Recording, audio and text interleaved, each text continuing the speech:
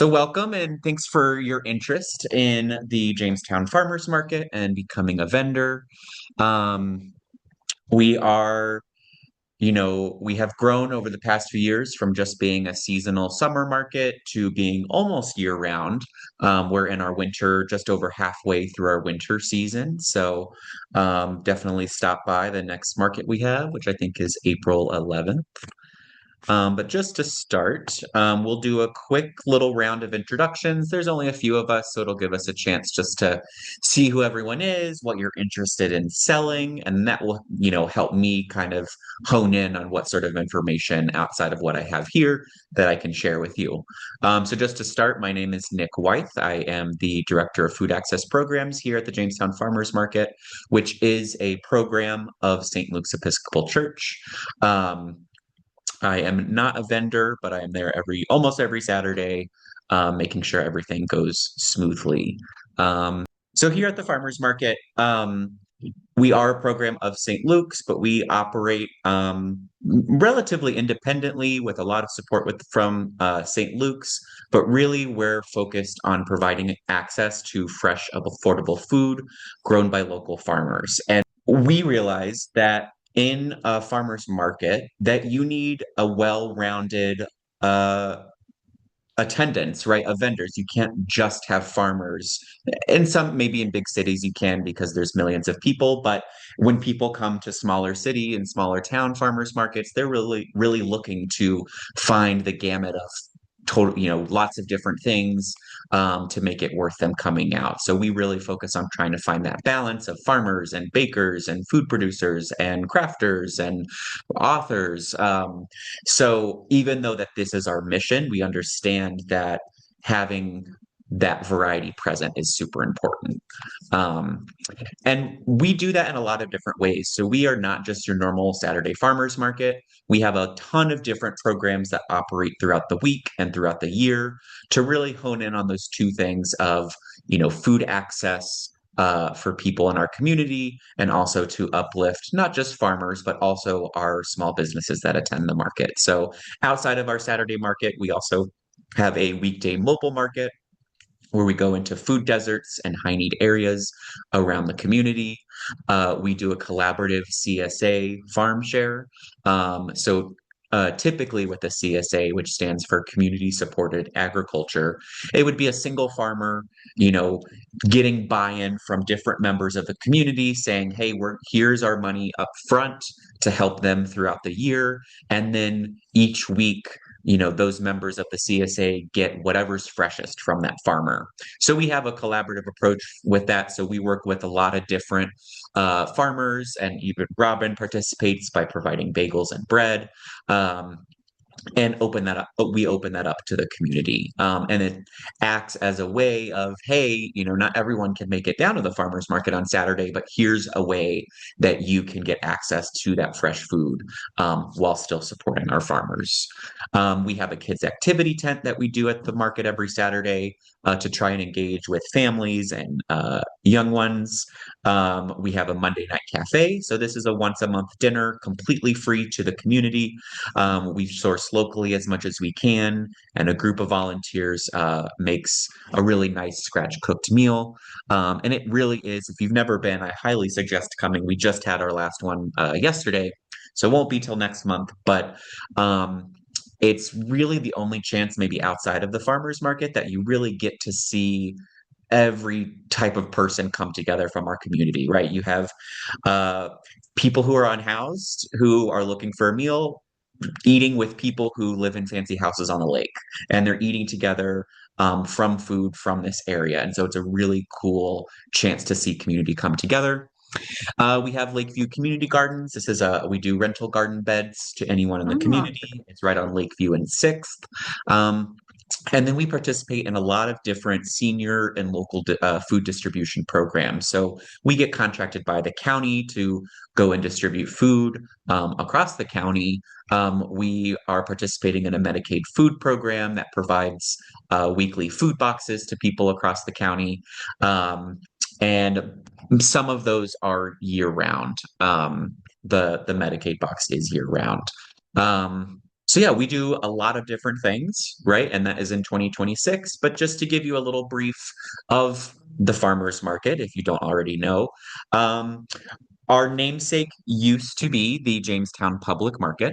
Um, and that was a nod to the original Jamestown Public Market, which started in 1912 from a group of farmers. It was located kind of around Brooklyn Square. Um, as supermarkets started to be on the rise, there was less and less attendance at the public market, and it eventually closed in 1956. Around 1977, there were a group of farmers, one of which I think still comes to the market today, Abers Acres. A group of farmers and volunteers started organizing really just a produce only farmers market, different participation. And then in 2006, the Jamestown Renaissance Corporation kind of began overseeing the program. And it stayed there until 2020, when, as we began to grow and kind of focus outside of downtown programming, it kind of fell out of the purview of JRC and moved over to St. Luke's, where we're at today. So, hopping into why you're really here after all of that brief, is our different categories, and we'll dive into tons of information, to help you make decisions and see what type of resources that you need. But in general, starting with our vendor categories, it really breaks down into 5 different categories. We have our farmers, we have our hot and prepared foods, which would include bakers, we have artisans and crafters. We invite nonprofits out at any time to come and do information tabling, to sponsor our uh, Sprouts table if they do have family or youth related activities. And then, of course, New York State does allow like wineries and breweries and places that use New York State grown goods to vend and sell at farmers markets, and then other drink makers like coffee, tea, and sodas. With this, and we'll talk about it a little bit more, is all of our vendor categories do have a capacity limit. While, of course, we provided the most space to our farmers, we do want a good mix of everything else.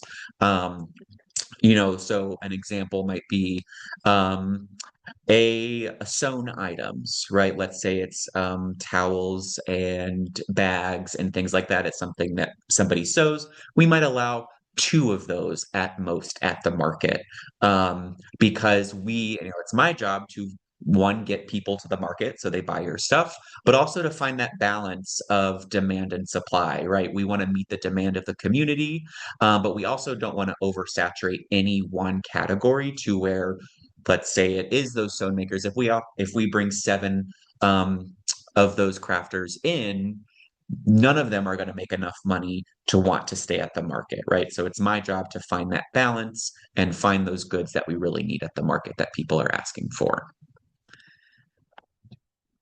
So, what can and can't be sold at the market? I'm going to break this down a little bit more on the next page. But all items that you do bring must be approved for sale. When you first submit your application, you'll provide a list of all the things that you want to sell. And for baked goods, I use this as an easy example. You don't have to give me every flavor of pie that you want to make. But if you say, I'm going to make pies, that is a detailed enough. But if you want to add cupcakes after the fact, that's when you go back into market spread and you can add additional items that you would like to sell. And we'll get a little bit more detail on the next tab. And all food and goods that you bring to the market must be made by you.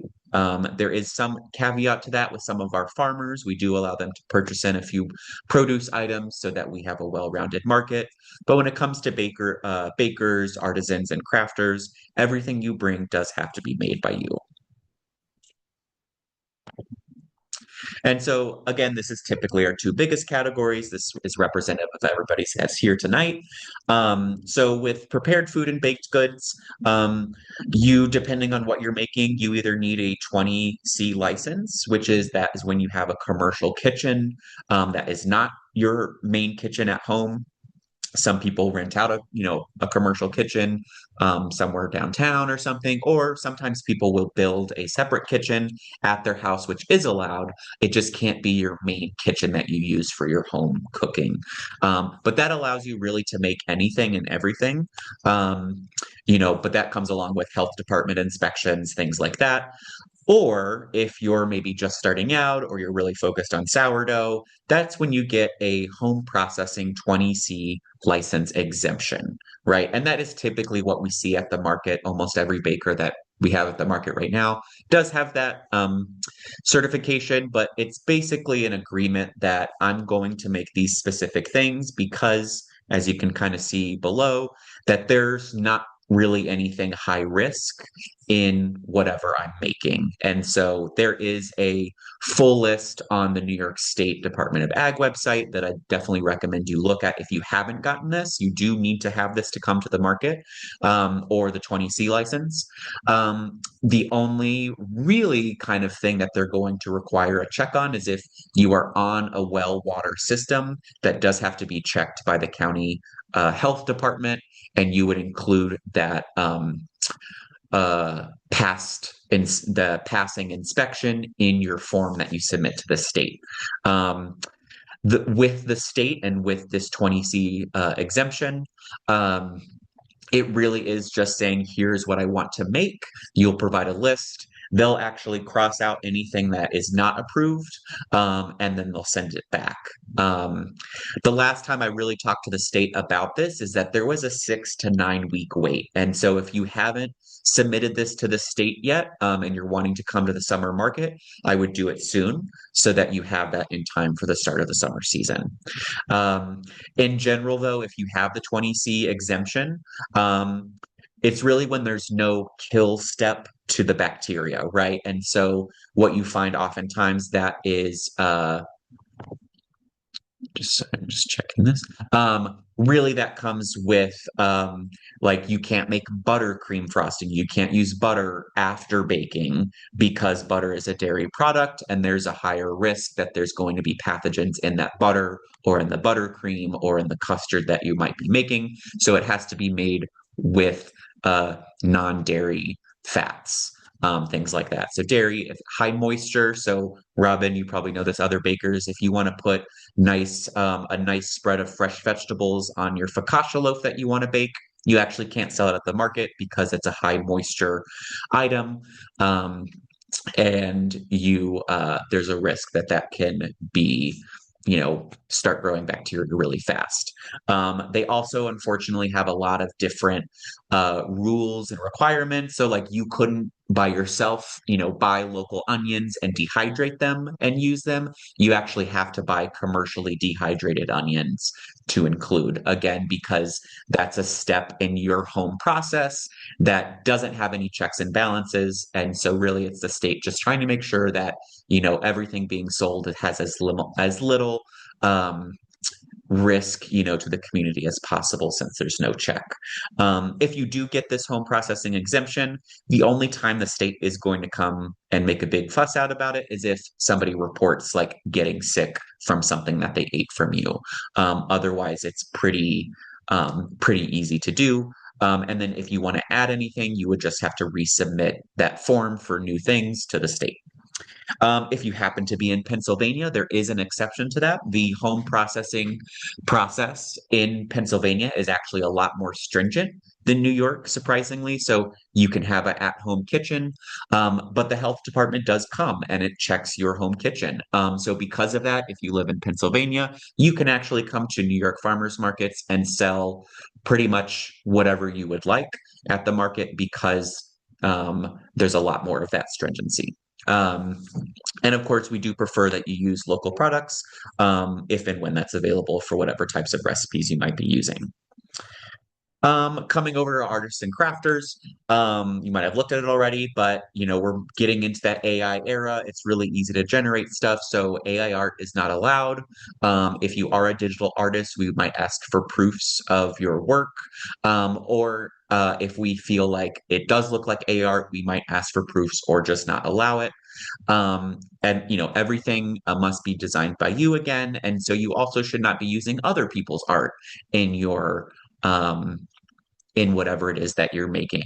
Some of the exception to that, right, is like sewn items, right? Like tote bags or dish towels or things like that. You're buying fabric and making something from it. That is a little bit different, and that is okay. Um, we don't allow any DIY kits that are then assembled into things. So sometimes that's like diamond art or crystal kits or wind chimes, things like that. Like it needs to be made from you using your own mind and creativity. Um, again, all the material should be made from you by you, or you're not like just slapping some art on something and reselling it. No pre-made items. And the exceptions to that, right, is if you have art and you're framing it, you're using canvas for your painting or using cards to make, art on. Shirts, if you have digital art that you're making and you're wanting to screen print, rope, things like that. Those things are totally fine. It's really just that, like, an example might be like we don't really allow the printed tumblers, right? Because a lot of times that's like clip art or it's like a sports team logo and it's just put on a pre-made plastic or metal tumbler. That's not something that we're really looking for at the market here. But if you are making pottery, right, and you are carving a design into that pottery, that is absolutely okay. And then, of course, again, incorporating any local materials or creating materials that relate to food or culinary arts or cooking in some way is, of course, totally allowed. When it comes to, does anyone have any, I guess I'll pause right here. Does anyone have any quick questions? We'll have time at the end, but if anyone has questions about this particular, feel free to hop off mute and ask. Hmm.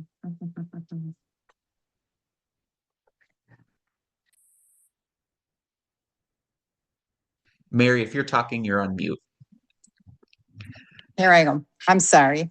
I was wondering, I had this idea for coasters, Mhm. but they're actually put on a piece of wood Mhm. that has been pre-cut and whatever, and I Mhm. purchased the pieces of wood, but Mhm. everything on top of it is my own design. Is that something that would be okayed, or is that something that probably would be rejected?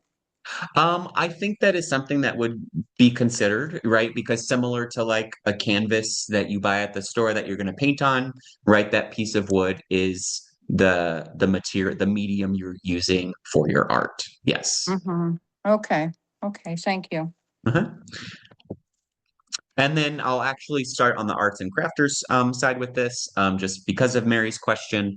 So when you submit your application, we ask for pictures. The more that you submit, the better. Previously, it was just up to the market manager to determine what they considered art and what they wanted to allow, and that didn't particularly feel fair. And so just this year, we created a artist review panel. That has about 3 to 4 members of our advisory council that sits on that. And we all sit down as a team. We have a very objective rubric, and we grade each artist and crafter that comes through to determine whether or not we feel that what they've made fits into what we're looking for with the market. And again, we do take into consideration what exactly it is that you're making and if we have a number of those vendors already at the market. Um, so that's something it takes a little bit longer to approve or review artist and crafter applications because it does go through that process. Um, for prepared foods and baked goods, something we're going to be toying around with this summer is because we have seen a lot of interest from home bakers, as we can see in the, even in this today.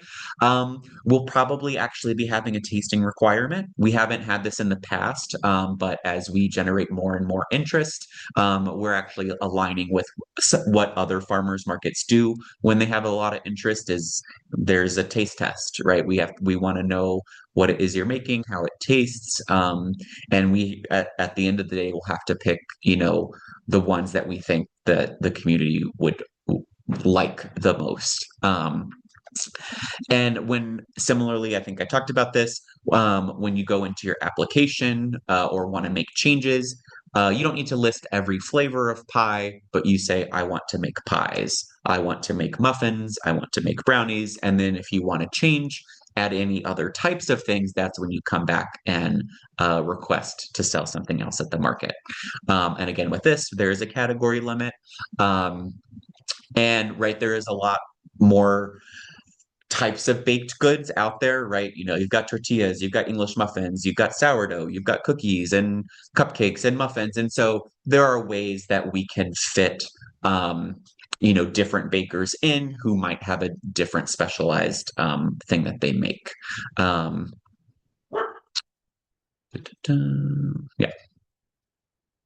All right. Any other questions maybe about categories or items allowed to sell or not? I just have a question. When you Yeah. think that you would be, sorry, my dog. My dog votes for me. No, when you'll be doing the taste testing. I'm not sure. It really was in the past like 2 weeks that we got a lot of summer applications that started coming in and a lot of new bakers. Um, and so we'll start the review process in April, right? We don't want to make people wait too long.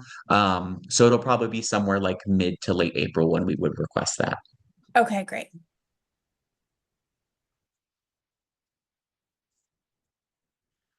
All right, moving into a little bit more logistics. So, lots of stuff on the left side. Our season this year, and typically is the beginning of June to the Saturday before Thanksgiving. So, this year that is June 6th to November 21st. We will not have July 4th. July happens, a July 4th market. July 4th is on Saturday this year. So thankfully for me, we actually have a Saturday off in the summer, which is really not that common. So I'm actually excited for that day. Our normal hours are 9 a.m. to 1 p.m. We start setup at 7:45 in the morning. If you have visited our farmers market in the past, we have typically been right on Main and Third, on Third up to Cherry. We're actually going to move the market this year. We're going to scooch it down about 2 blocks. We're going to be set up in front of the Reg Lene Theater and Hotspot Cafe. Between Spring and Pine Street on Third, and depending on the number of vendors and special event weekends, we will extend the market an extra block to Main Street. Um, and that's for a number of reasons. We get feedback every year from vendors and customers about what they like about the market, what they don't like about the market. And where we're at right now, it can sometimes get really hot. There's not many trees around, and people want to have that park feel. And so we're trying somewhere that's still accessible to our downtown community, but also is in a place where people can come and relax, hopefully throughout the market hours. Um, a typical space is 10 foot by 10 foot. We do require tents at most. That 10 foot by 10 foot uh, booth space. This year, we are allowing vendors, if they would like to have an additional space for free, because again, we're really trying to fill out those 2 blocks of the market. And so in your application, if 2 spaces is something that you think you would want, go ahead and include that. We do have assigned spaces, again, through Market Spread, our market management software platform. We're able to assign and reassign and schedule vendors in there. So you'll be able to just log into your Market Spread account or pull up our uh, profile, and you'll be able to see where your assignment is. I usually, in the summertime, try to send out those assignments ahead of time so you know where you're going. If you are a full-time vendor or a full season vendor, you're typically in the same spot each week. I try to keep people in the same spot as much as possible.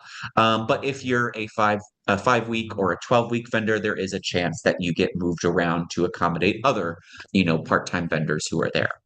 Um, breakdown, the market goes till 1. We always ask that people don't start breaking down until 1, in the event that people are still shopping. And we are a rain or shine market. Whether it's raining, when it gets cold, we are still outside. The caveat to that is by November, it's cold enough for people to not even shoppers to want to be outside. So that is we will move inside towards the end of the season, when it gets really cold. The other caveat to rain is if it's a torrential downpour, and it's projected that it's going to be like 100% rain all morning long, or, projected 100% thunderstorms all morning long, we will cancel the market or potentially move it inside. Um, Tents and weights are required. We do require a tent, especially for food vendors. You're supposed to have a covering over your food, and weights. Weights are very important to keep your tents on the ground when it gets really windy. So we do require 20-pound weights on each leg of your tent. Some people go and buy the tent weight. Some people use some of the wrapping weights. We have one vendor that they've made their own, with old, I think it's some sort of 2-gallon jug, and they filled it with water, and they're able to tie it with carabiners to their tent. And as long as it's 20 pounds, that works. And a sign is required. You should want the community to know who you are, right, and what you're selling. And so you should have a permanent waterproof sign that is visible, right? I know some people when they're starting out, they get like a picture frame and they kind of put their design there. But you should want at least a 2 foot by 2 foot sign. I suggest like an 8 foot by 2 foot sign. They normally run about $100 to get printed at Quick Solutions Printing on 3rd Street. And if approved to be a vendor, they offer a discount to farmers market vendors to do some of their printing there. So yeah, you definitely want a sign. If you're like, I am not design savvy, I don't even have a logo, let me know, and we can work together to get something made for you. And then here's our fees for the summer. Typically each week is $15. Um, that's what the 5-week pass is. A full season pass is heavily discounted because we want you there. And so that I think comes to like $8 or $9 a market, which you're really not going to be anywhere else. I was just at a conference in California for farmers markets, and we were all comparing our different notes and stats. And, a lot of farmers markets charge 25, 30, $40 a market, and they don't provide a discount for full season. And so, right, coming the full season means you save a little bit of money. And then if you're maybe a part-time vendor and you don't want to commit to buying a full tent, or, we have some folks that they just can't lift a tent by themselves, and they need to rent it each week. So that is an option. We can do tents and weights are $15. If you just need the tent weights and you have a tent, it's 10. And then we do have 8-foot tables available as well. These are all limited, so it is kind of a first come, first serve thing. Any questions on our logistics here? Oh, yeah, it's Mary again. How would we know if the market has been canceled? You'll notify us via Yeah, I will notify you the app? via market spread, email, and then this year we haven't done it in the past, but this year I do plan on having like a texting uh blast kind of thing, so it does go to your phone, but most folks do check their emails, thankfully, especially when they know weather is inclement.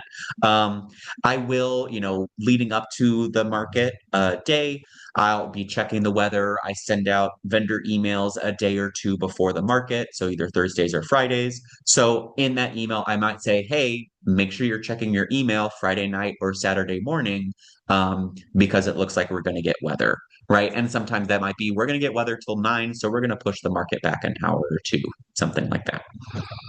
But good question. Okay. Thank you. Mhm. And when will we be, the decision, if you're accepted, when would that possibly be, Yeah. So we'll start reviewing applications if you've submitted them for the summer market next week, starting in April. And then it's a kind of a rolling basis within 1 to 2 weeks.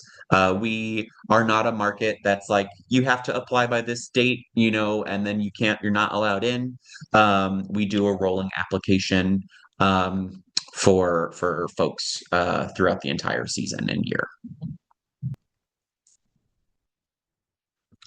All right, so going into just our payments and different programs, some are applicable to both crafters and food producers, some are just food producers, but this is just a quick rundown, right? In addition to just accepting cash and credit, which is totally up to you on deciding on what you accept, um, pretty much every vendor accepts cash. Some have their e-readers, and now you can take card payments on your phone.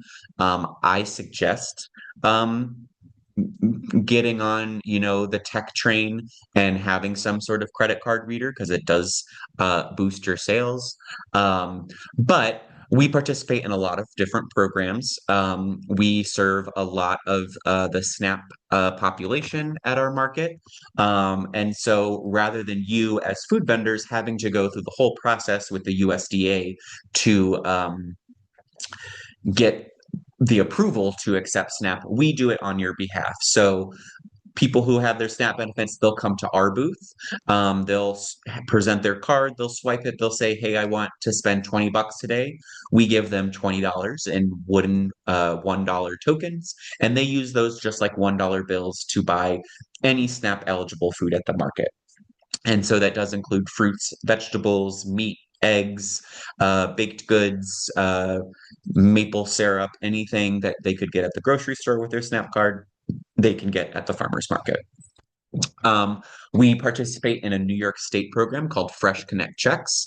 And this is a program that doubles the value of their SNAP benefits and really exists. It's actually a Department of Ag program to incentivize people spending their SNAP dollars at farmers markets or local food, farm stands. And so it matches dollar for dollar whatever they spend at the market. So if they come up to me and they say, "I want to spend $20, I'll say, "Here's your $20 in tokens. And here's 20 free dollars to spend in Fresh Connect checks," which is really great. Between those two programs in 2025, that was about $40,000 worth of reported sales to us. From our vendors at the farmers market, which is amazing. We also participate, this is just for fruit and vegetable vendors, is FMNP checks.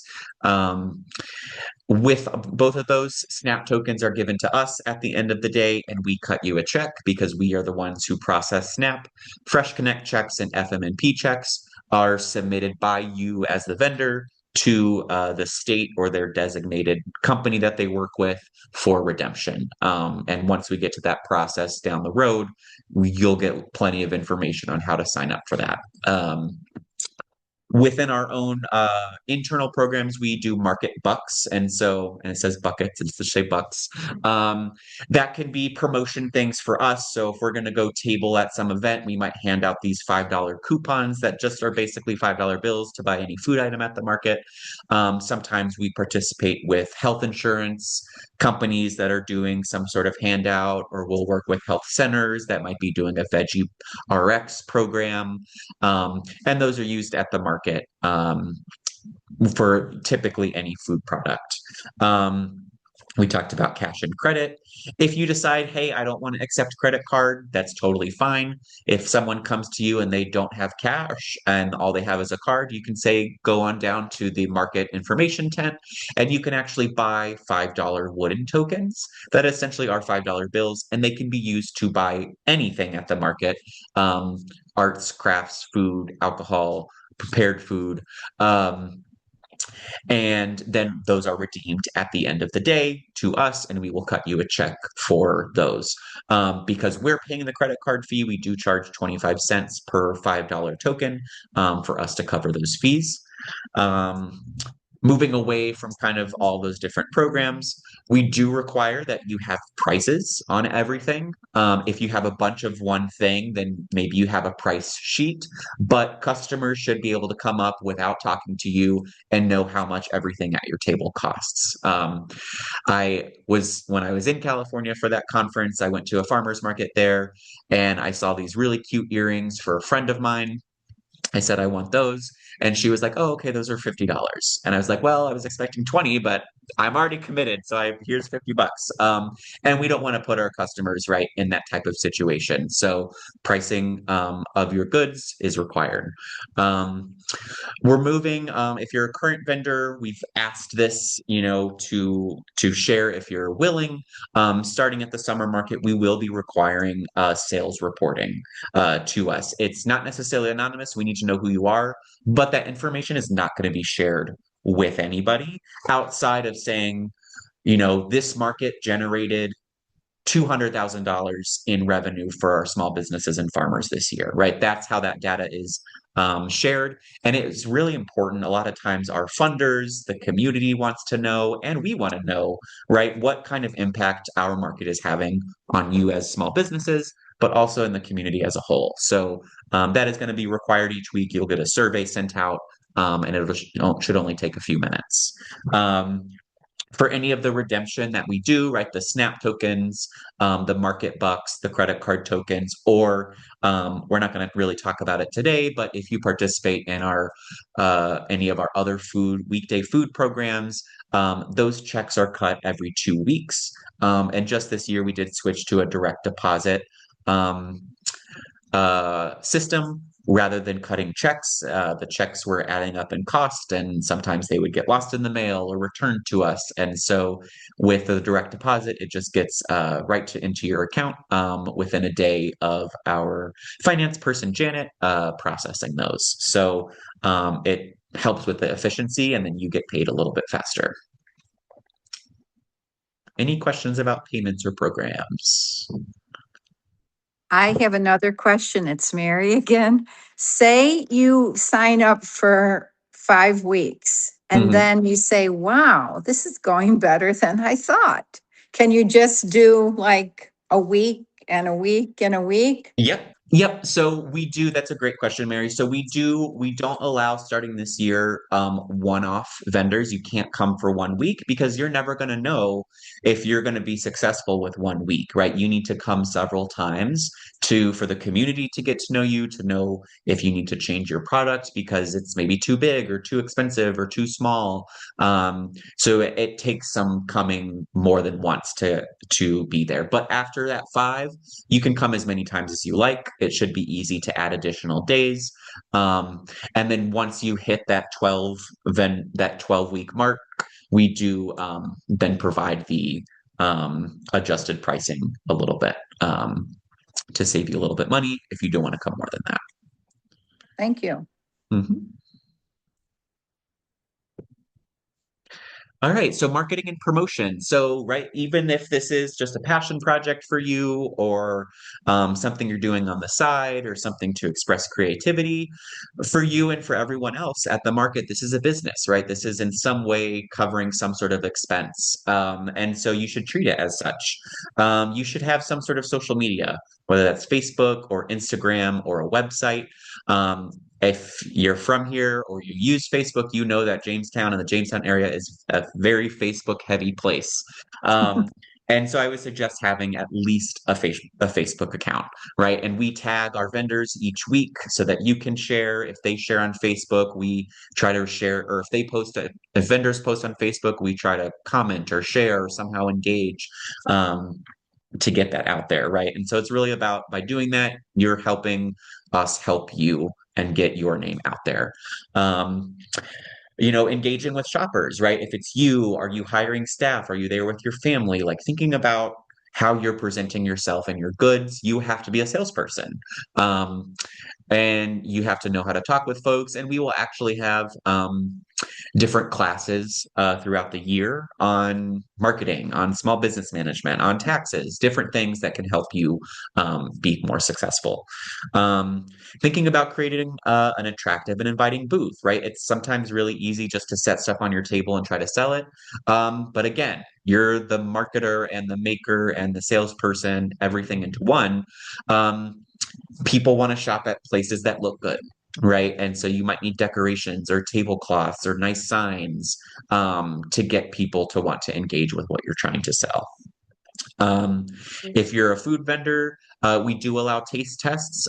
We, on behalf of all of you, we get a permit from the health department. You just have to follow the rules that we put in place with hand washing and gloves and prepping to make sure that no one's going to get sick or there's no cross contamination with what you're doing. And then on market spread, make sure you're putting photos onto whatever it is you're selling and what you've uploaded because we are able to embed the map and all of you as vendors into our website. So if someone's interested in seeing what's at the market and they see Mary's stand, but there's no pictures, they don't know what Mary's going to sell, right? But if she has really nice, clear pictures of everything that she's made, people might say, that is really cute. I'm going to go to the market and buy that. So make sure you have those things on market spread. And then, of course, like be professional, right? Both we do have standards for our vendors at the market of professionalism and harassment and things like that. But again, you're not only if you become a vendor, you're not representing yourself, but you're representing the entire market. So having that aspect when you come in, but also for anyone else that you bring, right? Plenty of people bring their friends or family members or entourage. And it's your job to make sure that everyone else knows that they're also representing the market, right? If they're behind a booth at the market. We kind of talked about some of these permits and licenses. The only one, I guess two that are required. Every vendor needs liability insurance. It is a requirement starting in 2026 by the forceful request of our own insurance provider. But as a small business, right, again, regardless of what your purpose is or meaning for this, this is a business for everyone, and liability insurance is part of the cost of doing business. I have talked with a few of our vendors who have gotten it, and it runs anywhere from $20 to $30 a month. To have liability insurance, right? It's not a huge cost, but it keeps you safe, right? As a vendor, it keeps us safe as a market. So that is something that is required. When you go through market spread, I think when they get to that section, they'll actually make a suggestion. But we will be hosting a liability insurance webinar probably in April with the State Farm in town, just to answer any questions you might have about liability insurance, where to go, and what will work best, for your business. If you're thinking of coming just 5 times, there are single event vendor liability insurance. Is like, if I'm just going to come once a month, it'll be cheaper for me to just, pay this amount than getting a whole policy for an entire year. It is more expensive to do that. It maybe comes to $50 per event that you do. So you might have to weigh those prices and costs for that. Again, the 20C license or the exemption. If you're a food vendor, you need one of those, right? If you're a prepared food vendor. And then particularly for the 20C license, you need any of the permits that fall into having that license. So health inspection, certified kitchen, anything like that.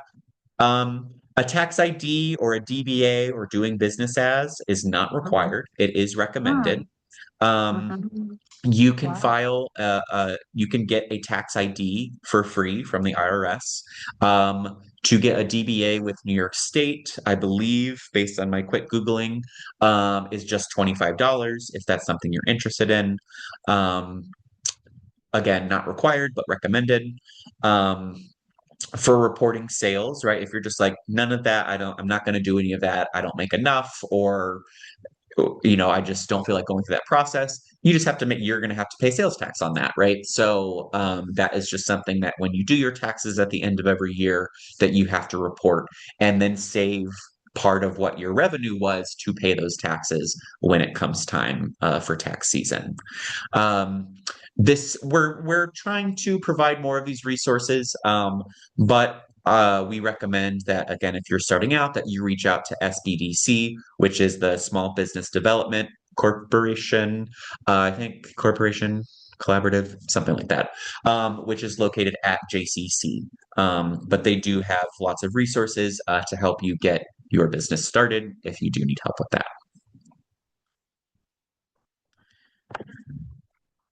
All right. So as we close, kind of get towards the end, right? And you're thinking about wanting to take the leap and start coming to the market. For our new vendors, it's always trial and error, right? We had one vendor come last year and she had some incredible cookies. They were just these big, fat, had toppings and fillings, and they were delicious. But I think they were a little pricey, right? And so she ended up having to, a few weeks in, adapt how she made her cookies to a price point or a packaging size that made sense for the shoppers that come to the market, right? And that ties with pricing. Um, Not often do I say vendors need to raise their prices based on the work that they do. But unfortunately, we're not New York City, right? We're not a giant city with 9 million people, with a huge variety of people that have varying levels of disposable income. So you kind of have to know your customer base. You have to know the community. You have to know the people that come to the market, and create products or price products um, that meet the demand of the community. And then as you come, you'll build your customer base, and people will come to know you, right? And as a grant we received from the USDA, we are developing some vendor classes, as I said, which will be have a variety of topics. We'll do a class each month. And as you're like, I have a really big question about this thing. Can we do a class on it, right? I have no idea what budgeting is. Absolutely. Those are kinds of things that we can build based on what you're looking for as a vendor. Um, and then if you want to jot any of these down, I think the CCE might not be as relevant for this group, but we have a sponsor and a supporter, the State Farm Dave Snow. Um, if you have any questions, again, we're going to have him come and do a liability insurance webinar, which I think it took maybe 30 minutes the last time we did it. And then the SBDC, for if you have any questions about wanting tax information or starting a business, what do you need to do with the the state, the county, or the city. So they are a great resource to reach out to. I'll leave it there for just a second.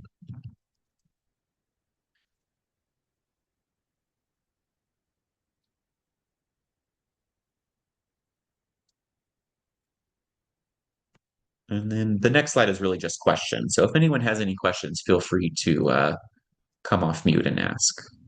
Oh, I do see there's a few questions there. 12 to 16 weeks. Amy, was that for the processing, the home exemption?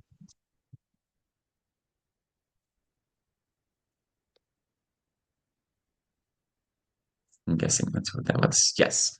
Yeah. Okay. So 12 to 16 weeks now, right? So that means you should probably get it in yesterday um, to be ready for the beginning of the season. And then Christine, again, we kind of talked about this. The application deadline, we have a rolling application. It doesn't ever really close. And honestly, to get into the June 6th market, if you apply by May 31st, that would likely be enough time to get in.